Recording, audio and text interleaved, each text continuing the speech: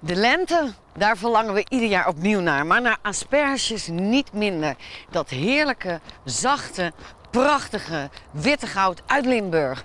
Maar wat doet zo'n aspergeteler nou eigenlijk in komkommertijd?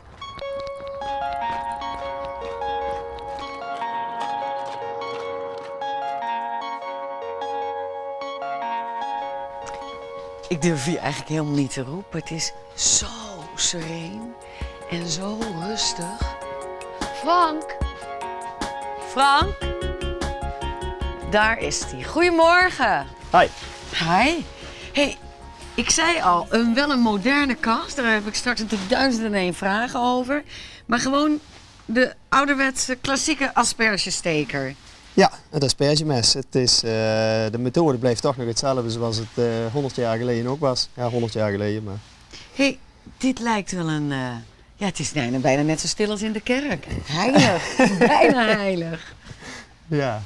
Ja, echt heilig is het niet. Nee, het is prettig werken hier in de kast. Je hebt geen last van weersinvloed, of het nou koud of dat het regent. Je zit hier lekker binnen, lekker relaxed aan het werk. Dus. Ik heb dus heel veel vragen, maar ik wil het ook zien. Ja. Ik heb heel snel naar je handen gekeken, maar jij steekt geen asperges, jongen. Nee, vandaag niet. Nee, nou gisteren ook niet. Nee, ik doe vooral het werk er rondomheen. Dus, en dat is al meer dan genoeg? Ja. En dat zijn ze? Hier staan ze.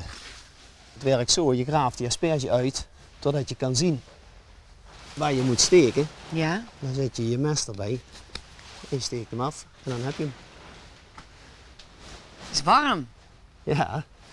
We hebben er grondverwarmingsslangen onder liggen en we sturen er water door van 25 tot 30 graden om het bed iets warmer te maken, dat het bed een 18, 20 graden warm wordt. En daardoor beginnen ze eerder te groeien en zitten we vroeger in het seizoen met als gevolg hogere prijzen. Maar bood je dan de natuur naar? Is het wel hetzelfde proces als in de volle grond, alleen eerder, omdat je het zelf opwarmt? Ja, de plant reageert op de temperatuur, daardoor begint die te groeien. En dat proberen we zo ver mogelijk naar voren te halen, dat die eerder begint te groeien. Er zijn wel meer verschillen, hè? Want we hoeven niet meer te bukken. Nee, handig hè? Je staat gewoon zo te werken. Het is nog steeds intensief, denk ik, of arbeidsintensief. Het werkt hartstikke prettig, je kan het de hele dag volhouden. In de volle grond moet je bukken en met kilo's sjouwen. En we hebben dit probleem opgelost door de asperges in bakken te planten. 4 rijen in een bak.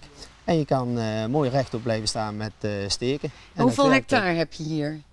Deze locatie is 1 hectare. Dit is 1 hectare. Een hectare is toch altijd een voetbalveld? Dacht ik. Nou zit ik niet zo in het voetbal. Nee, ik ook niet. Ik weet niet hoe groot een voetbalveld is, maar er komen hier, kijk, ik zie nu maar een paar asperges. Ja. Heel veel bedden. Maar hier moet je wel je geld mee verdienen. Dus hoeveel asperges komen hier dan vanaf? De opbrengsten, ja, die variëren nogal van jaar tot jaar. Maar wij moeten inderdaad in 2 maanden tijd onze boterham hier verdienen. Maar in de kas, maar ook, hè, want je hebt ook de volle grond. En dat is dan bij elkaar, dacht ik, zo'n hectare of 10, hè? Kleine 10 hectare. Ja. En die 10 hectare, die moet dan een jaar omzet genereren voor jouw gezin, je vrouw en je 3 kinderen. Ja. En je hebt 3 maanden de tijd. En als het even tegen zit, dan kan je het wel schudden. Ja, dat is zo, dat klopt. Hoe voelt dat? Ja, dat is best wel spannend. Dat is een spannende tijd. Wat gaat het seizoen jou brengen? Ik weet in eind mei, dan weet ik wel of het jaar goed is of niet. Weet je nou al wat ze gaan opbrengen per bosje ongeveer? Nee, het is, met asperges zijn het dagprijzen. De prijs wordt bepaald op de veiling. Het is een vraag- en aanbodspel. Ja. Aan de klok wordt de prijs bepaald, zeg maar. Nou, het werk zit er bijna op. Over een uurtje is de kas weer leeg. Je hebt nog 2 andere locaties. Ja. Maar dit houdt sowieso op over een paar jaar, zei je. Ja, we kunnen 10 jaar kunnen we oogsten. Dan, in die tijd ontwikkelt zich een natuurlijke schimmel tegen de aspergeplant. En die gaat de productie van de asperge tegenhouden. En na 10 jaar is die tegenwerking zo groot dat het niet meer rendabel is om hier nog asperges te telen. Dan krijgen we alleen nog maar dunne asperges en veel minder kilo's. En dan is het moment gekomen dat we hier stoppen. Verkassen, ja, zal ik dan maar zeggen. Precies. Maar we gaan naar de volgende. Want ik wil ook die planten zien die al veel verder doorgegroeid zijn. Hè? Ja. En ja, hoe het proces dan gaat. Ja, dan kunnen we nou naar de volgende locatie, kunnen we dat daar gaan bekijken.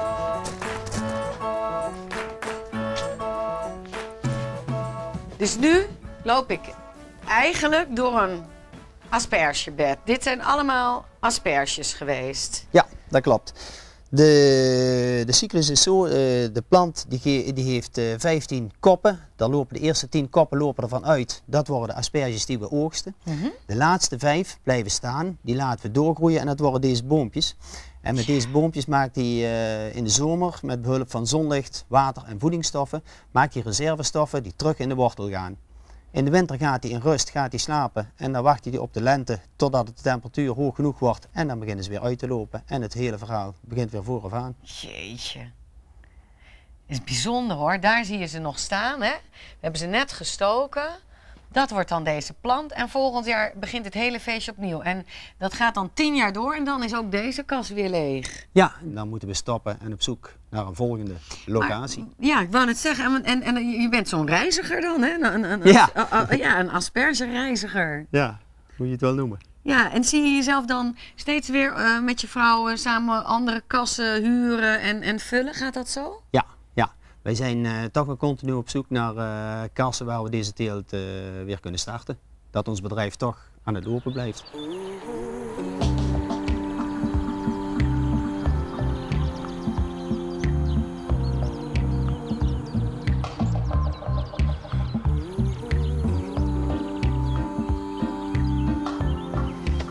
Dit is dan toch het ultieme Limburgse gevoel.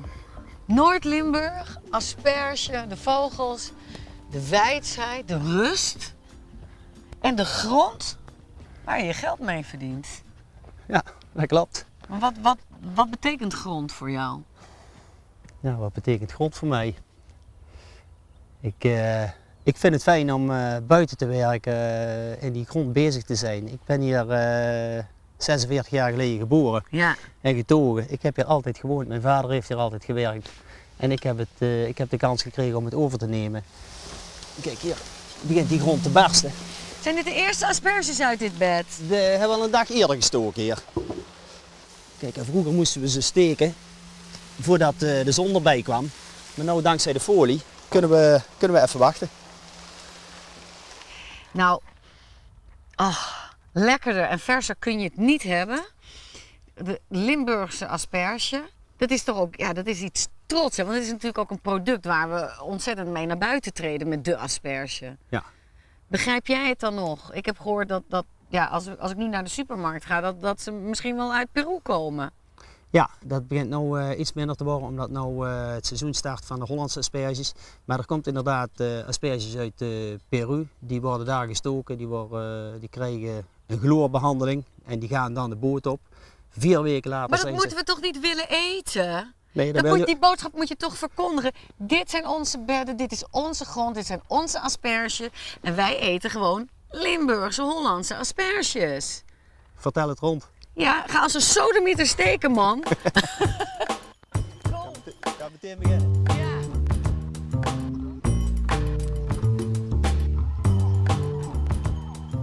Hoe vaak moet je nou steken?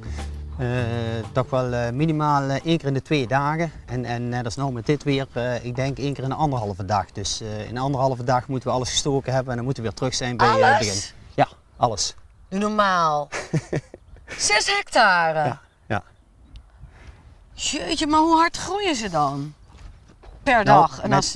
Met het weer van vandaag, ja? Ik denk dat ze toch altijd wel 1 centimeter of 8 per dag groeien. Dus je moet wel, want anders dan prikken ze door de folie.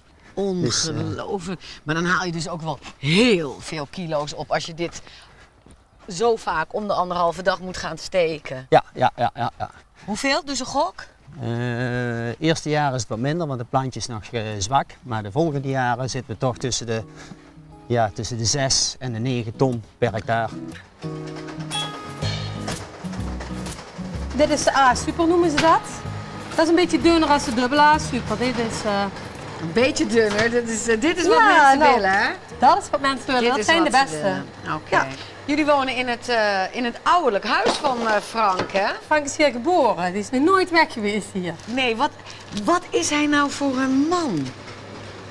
Wat is hij voor een man? Ja. Hij is een hele lieve man, dan in eerste plaats. Maar verder is hij heel gedreven in zijn vak. Ja, heel toegewijd, hè? Ja. Serieus ook, hè? Ja, nou ja. Ja, in zijn vak is hij heel serieus. Ja. Is er ook nog romantiek? Het kan alleen met romantiek. Ja? Ik denk het wel. Ik denk dat daar de kracht van ons bedrijf ligt. Daar zit liefde in. Alles staat klaar en jullie sluiten de dag af zoals je dat nog nooit hebt gedaan. Want jullie werken wel samen, maar jullie verkopen helemaal niet zelf, toch? Nee. Dat doen de verkoopster of ik doe het soms, maar Ik ben benieuwd hoe het jullie afgaat. Ik ga het ook proberen, maar mijn tactiek zal een beetje anders zijn dan van jullie. Ik wens jullie een heerlijke middag. Geniet lekker na. Als je de wijn koelt kun je er ook nog een glaasje bij drinken. En ik ga gewoon direct proactieve verkoop doen aan de weg. geweldig. Succes! Hoi! Asperges!